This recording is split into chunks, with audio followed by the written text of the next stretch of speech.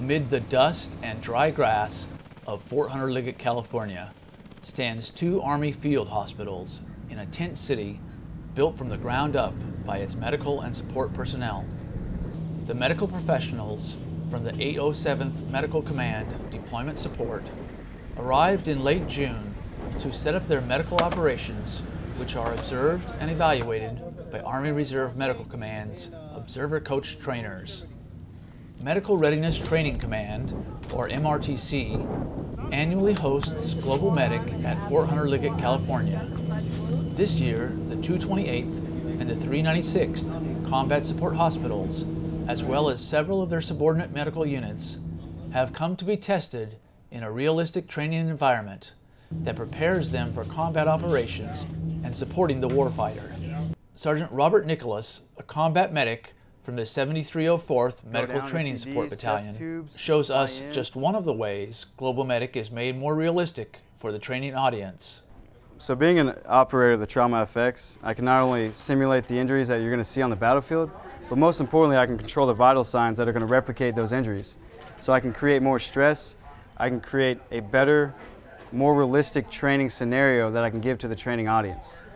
As trucks filled with injured soldiers arrived in waves on June 19, 2019, the process of diagnosis and triage is repeated over and over. Hospital personnel move patients into a busy emergency room, with teams focused on a few soldiers at a time as the OCT watches and provides updated information on vitals and conditions for the injured.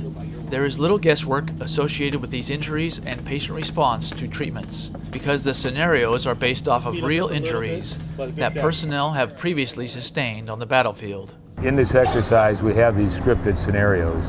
Simulated victims here come with a casualty card with writing on it that sort of describes the events and everything. But when I look at that card, I remember real soldiers with real injuries, and I remember the treatment they received.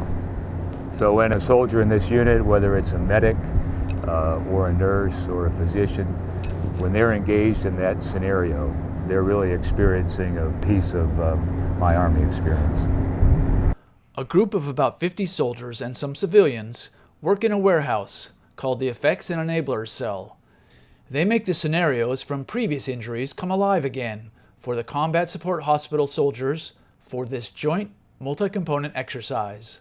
Colorful, sticky, heated wax-like substances are used to fashion wounds that will harden as they cool and closely resemble the blood from an actual injury. It makes the scenarios as realistic as possible for the training audience. Sergeant Kyle Purrs, a nurse from the 3rd Medical Training Battalion, MRTC, explains why it is important to stress the patient processes by delivering so many wounded to the hospitals.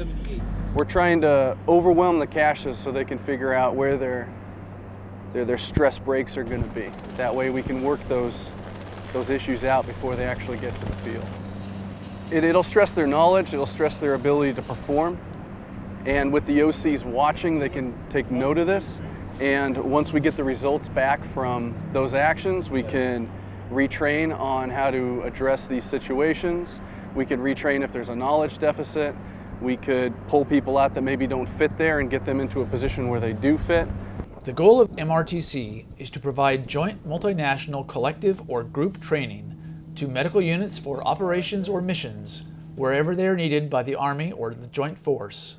About 500 personnel assigned to MRTC support the OCTs as they train in the remote environments meant to simulate deployed conditions. Lieutenant Colonel Bobby Williams, a supervisor of the OCTs at Global Medic this year, talks about why Global Medic is so important.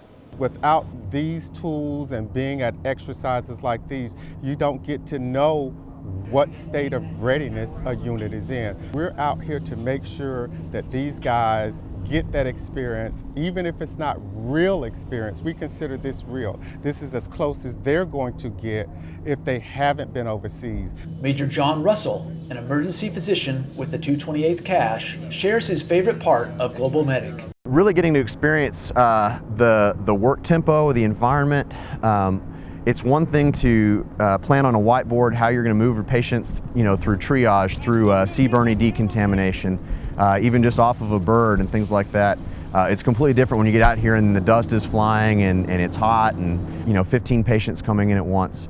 Getting the rhythm of the movement has been big. I really appreciate that experience. Colonel Mark Miller, Deputy Commander of Clinical Services for the 228th Cache, defines what success means to him and his unit. So success for me at the 228th Cache at the end of this exercise is to know that we can, at a moment's notice, be able to be anywhere in the world and be able to deliver Role 3 combat casualty care in an environment where we're going to make a difference, where we're going to be able to save soldiers' lives and do it in an efficient and be the fighting force that we're supposed to be able to protect them and to make sure that we get everyone home safely and as much as possible. Reporting from Fort Hunter Liggett, California, for Army Reserve Medical Command, I'm Sergeant First Class Kenny Scott.